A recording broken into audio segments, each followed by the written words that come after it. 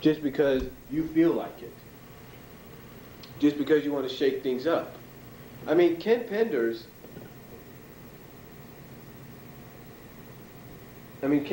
basically said that, well, Ken Penders basically said that he felt that the comic was coming to an end. Ian Flynn confirmed this.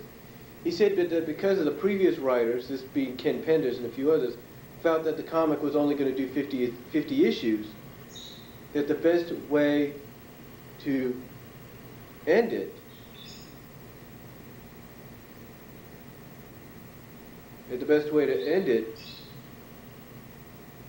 was to, kill off the character, but he wanted to kill her off with some dignity. So, even though that pissed some fans off in issue 47, Sega did kind of say, hey, look, you got to revive the character for promotional reasons. And also, some fans say it was due to the fans urging as well, and I believe it was. I believe it was. Because you got to realize at the time, too, at the time, Sonic Sat AM was being aired, believe it or not, this is the absolute truth, was being aired at that time,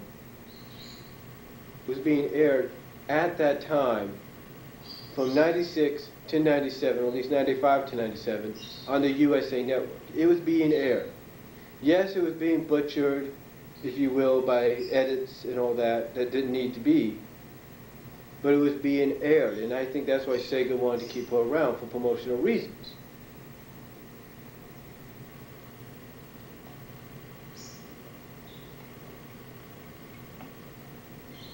So,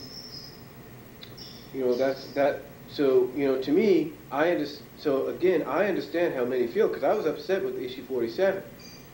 And when I saw issue 123, and I finally saw, after all this crap they had gone through, character-wise, the crap they'd gone through, it was issue 123 that they finally got Sonic and Sally together, I was happy. I was giddy. I was happy as a schoolboy. I was just overflowing with joy, if you will, when I saw that. But again, that was then, this is now. That, my friends, issue 123 was 105 issues ago. That's 105 months ago. So I've grown up a lot since then. Yeah, I've said it before. I'm a fan of the character. I'm not saying that I'm not. I'm not coming out saying, oh, I'm not a fan of the character. I don't really care what this happened or how this happened. No, I'm a fan of the character. I'm just more at the state right now to where I'm like, hey, whatever happens, it happens. If she gets killed off, but her story still continues in some way, I'm okay with that.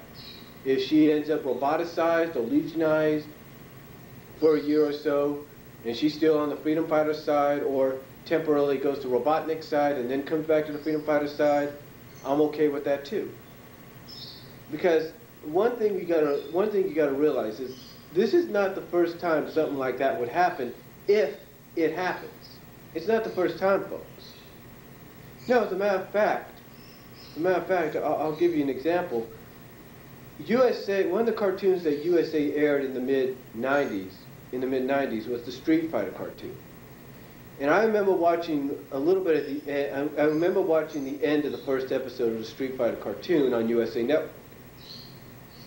And I remember Cammy, who's a very popular character in the Street Fighter universe, at the end get brainwashed and mind controlled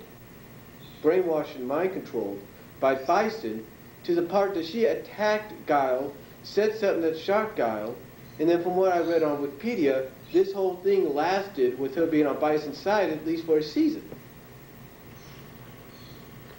And for at least towards the end of the season, to when she finally got control of her mind again and was finally able to go back to the side of the Street Fighters. In other words, to Guile's side, to the good guy's side. So it wouldn't be the first time something like that would happen. We would just, if something like that was to happen, we would have to just wait it out. I mean, let me put it to you like this. When Ian Flynn did the whole Iron Dominion deal, you know, people at first were like, oh, cool, we're going to have a new story arc, sort of a new villain. But then it dragged on, and it dragged on, and fans were getting sick of it. They thought, oh, it's only going to be for a few issues, that's cool. But it kept dragging on, it dragged on and dragged on. They didn't realize that Ian had planned something that big. Yeah, you know, they thought, oh, it's just going to be like this, it's going to be from here to there, from here to there. They didn't realize it was that big, folks. They didn't realize it was going to drag on for about a year. But again, even though it dragged on for about a year, we dealt with it. We tolerated it. And now, we got to do the same with this one.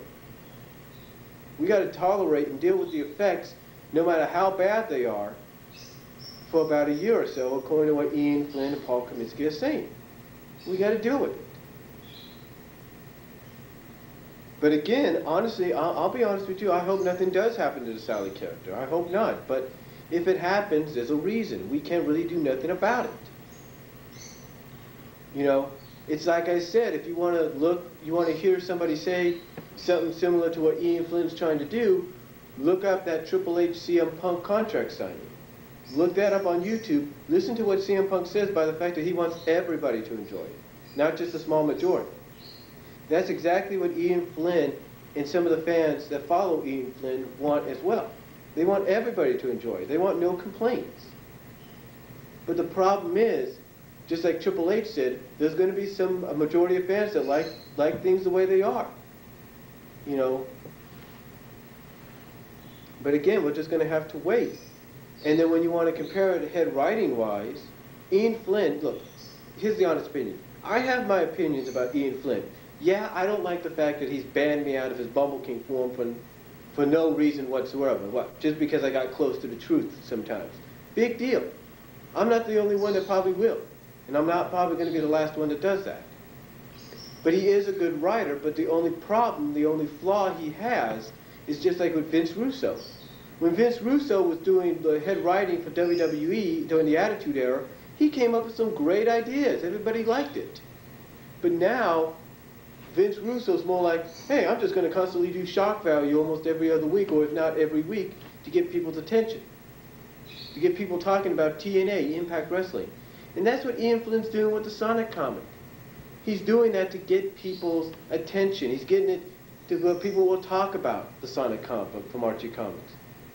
That's why he does these things. That's why when you listen to my comparison video, you'll see what I'm talking about. But again, there's not much we can really do about it until we get an absolute truth. There's nothing we can really do about it. You know, we could say we don't like what Ian's doing all we want. We could say we want a new head writer. We could say we want this. We could say we want that. But the truth is, we don't know what's really being planned. You know, we could say, oh, we'll drop the book if this happens. We'll drop the book if that happens. We don't really know what's going on, folks. And again, I wish no harm on the character. I hope she's okay. I hope Ian doesn't do what people are fearing he's going to do. But again, if he does, he has a reason. He has an absolute reason. So, and you know, I understand that, you know, he said, when he first began, he said, oh, I'm not going to throw in elements of my other webcomic to any other comic. And yet, when he did the Silver Story arc of Sonic Universe, that's exactly what he did. He put in some elements of Other M. So who's to say he's not going to do the same? So who's to say he doesn't go back on things? You know, he does. I don't know if he does or not. You know, the Ezekiel 300 said in a comment toward Jonathan 83X, he said, hey, look, Ian, the reason Ian did what he did was by putting the elements of Other M, or some of the elements of Other M, into the Silver Story arc is because people were saying he was too predictable. And he wanted to be unpredictable. And he's proven that. He's proven he can be unpredictable, especially when he made Jenna Carl, Lola Sue, the first female angelic good Urajek. Nobody saw that coming until they read it. So who's to say he's predictable and who's to say he's not predictable? I mean, I've been lucky sometimes. I will admit this. I've been lucky as a longtime reader to at least kind of get an idea of what the head